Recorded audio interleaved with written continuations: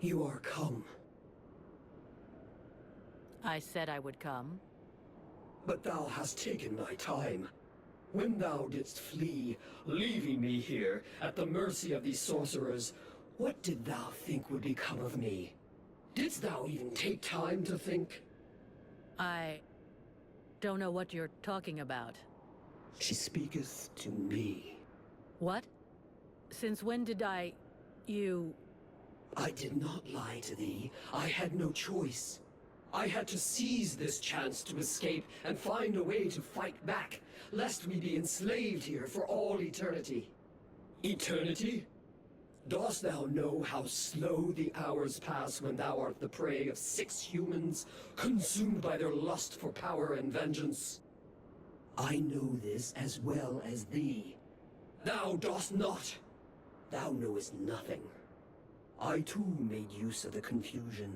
I riposted. I struck back at them, weakened them, but thou hast abandoned me to them. But now I am returned, and together we will crush them.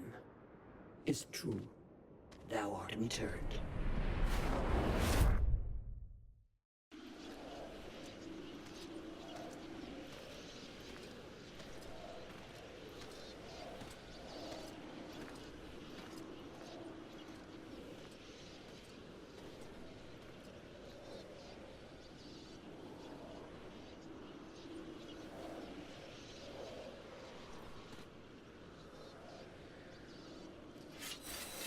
You weren't even able to keep safe those few who begged you for help.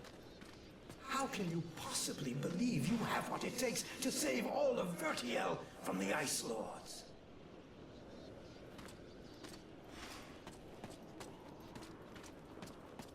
You should have saved the Red Scribes! Traitor! You were supposed to protect us! That was your contract!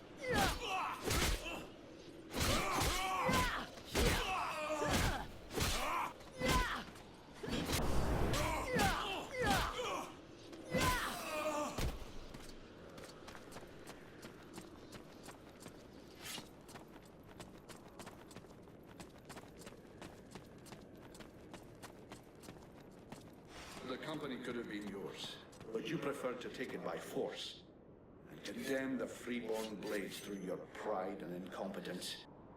Captain? You turned the knight away from his quest to satisfy your vile and misplaced passions. Vile? Come on. It wasn't exactly like I had to force you. You want to be the captain? You didn't even have the brains to make good decisions where you alone were concerned.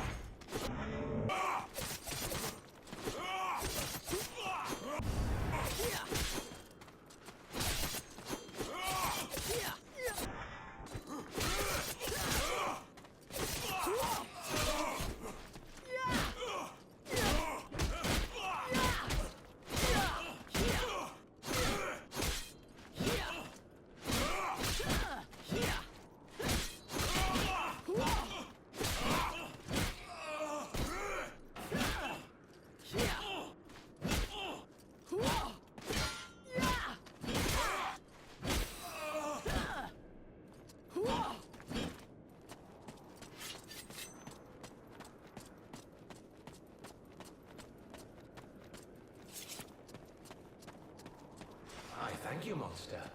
Without you, I would never have been able to kill this whore of a traitor.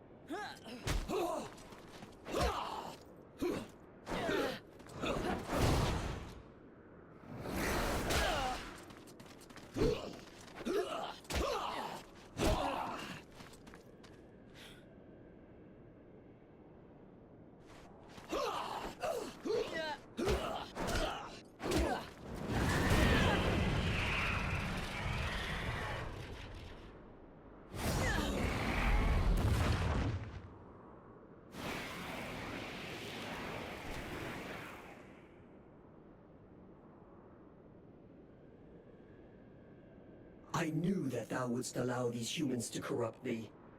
A dragon. You summoned a dragon. Ha! One of the few they were able to corrupt, and I turned it against them. Black Storm defeated it and imprisoned it here. It was trapped like me. So now you turned it against me. It is thee who has turned against me, abandoning me here, left to pay the price for each and all of thy errors in thy stead, whilst I did all I could to help thee to return. And so it is, I am come to the end of my strength. An empty shell o'ertaken with rot. I did not wish to harm thee, but I no longer am master of all that I do. Is that why thou hast killed my companions? Is that why you killed my companions? The visions? Speak rather to thy human half, for that is who hath invoked them, with its fear and its regrets. Thy companions never traveled through the breach. So it comes to this. You and me. It's time we ended this. Ha! It is all I have awaited. Remove these accursed lances from me, and let the world heart become whole once more.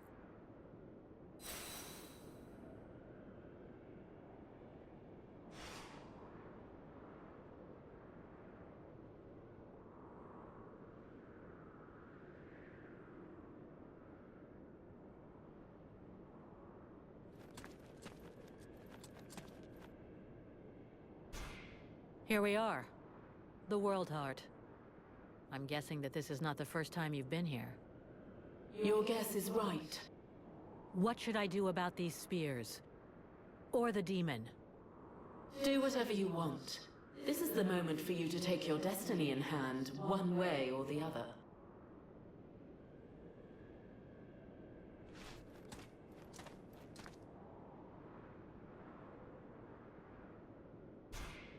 We're here, Ranvel. This is the World Heart.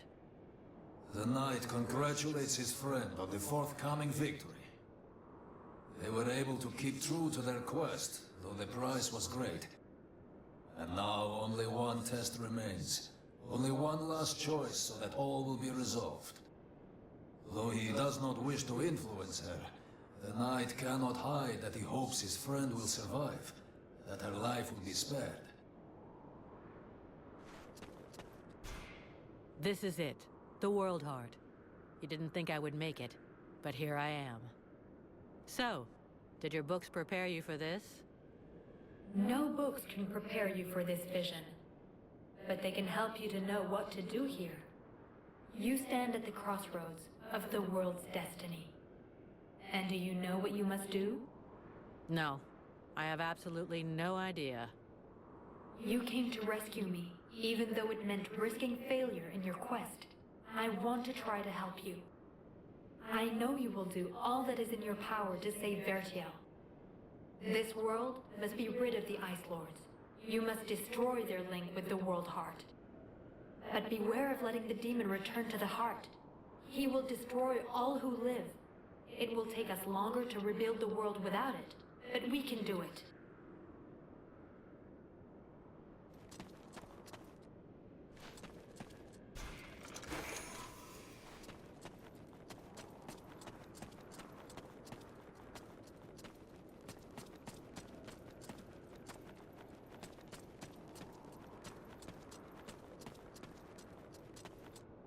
The flame will burn bright anew, and the necromancers will be the first into the fire.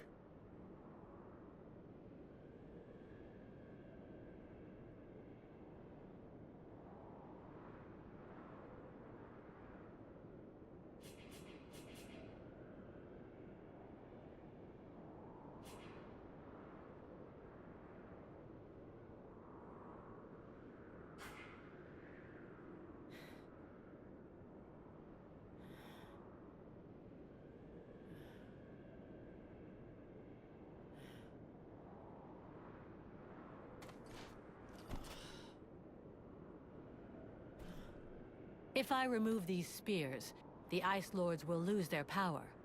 But what will happen to Vertiel? Thy world is weary, all but extinguished. Nothing remains to be saved. It must be cleansed. But inside me is all the power necessary to regenerate my world. At the cost of mine? Do not think it. Vertiel needs the world heart. Thou canst not sacrifice it thus. There are still dragons, and the necromancers will be destroyed. The fire of the world heart is not completely out. It will burn bright again, in time. But without us, I forbid thee to do this. I will not die for thee.